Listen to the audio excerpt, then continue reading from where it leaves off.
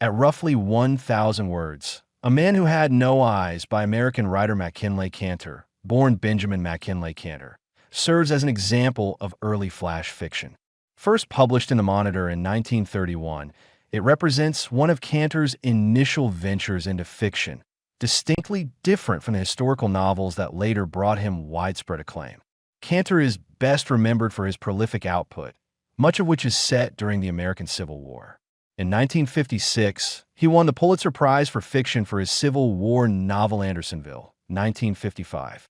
During World War II, he worked as a war correspondent in London for a Los Angeles newspaper, experiences that enrich his fiction with a deep understanding of warfare and its human costs. The story opens on a pleasant spring day in an unnamed city. Mr. Parsons steps out of his hotel and onto the street. A blind beggar approaches shabbily dressed, thumping his way before him with a traditional battered cane. He carries a black bag, suggesting he might be a peddler. Parsons notices the clack-clack approach and feels sympathy for all who are blind.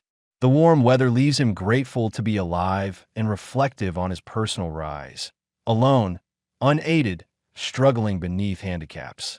As Parsons steps forward to pass, the man senses him and quickly addresses him. Parsons, pressed for time, asks if the man wants anything.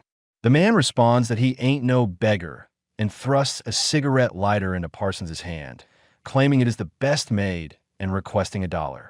Dressed neatly in a gray suit and carrying a malacca stick, Parsons feels slightly annoyed and embarrassed but politely declines, stating he does not smoke.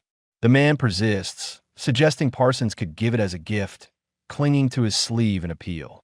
With a sigh, Parsons pays $2.50 but, curious, cautiously asks, "Have you lost your sight entirely?"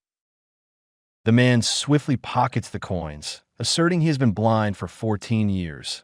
"Westbury, sir. I was one of them." Parsons recalls the Westbury chemical explosion, despite its absence from recent newspapers. Interrupting Parsons, the man bitterly insists he has not forgotten. They've all forgot about it, and vividly recounts the disaster. "The last thing I ever saw was C-Shop going up in one grand smudge, and gas pouring in all of the busted windows."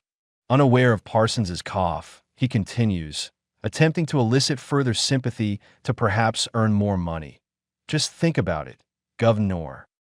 The man rattles off figures, detailing the hundreds blinded, injured, and killed. He complains that if he had been a soldier, the state would have cared for him, but as a factory worker, he received no insurance. He blames capitalists making their dough for neglecting workers' welfare. Parsons mentions that he sells insurance, but the man, absorbed in his narrative, hardly notices. He graphically describes crawling between vats, nearly trampled, left behind while others escaped. He tries to forgive the co-worker who left him there amid all that poison gas pouring down on all sides in flame and stuff, and pauses dramatically, expecting Parsons' sympathy. The spring wind turns damp and quivering as Parsons calmly contradicts him. It was the other way around. Shocked, the man loses composure. Parsons reveals that he, too, was in C-Shop that day, but he, not the man, was trampled. In a moment of understated revelation, Parsons states, "You were bigger than I was, Markwardt." Markwardt is left speechless. After a long pause, he hysterically accuses Parsons of mocking his blindness. "You've been standing here letting me spout to you, laughing at me every minute. I'm blind." He justifies himself by pointing out Parsons' unharmed escape versus his own blindness. Parsons responds quietly, "Don't make such a row about it, Markwardt. So am I." Thank you for watching. If you enjoy this video, leave a like and subscribe.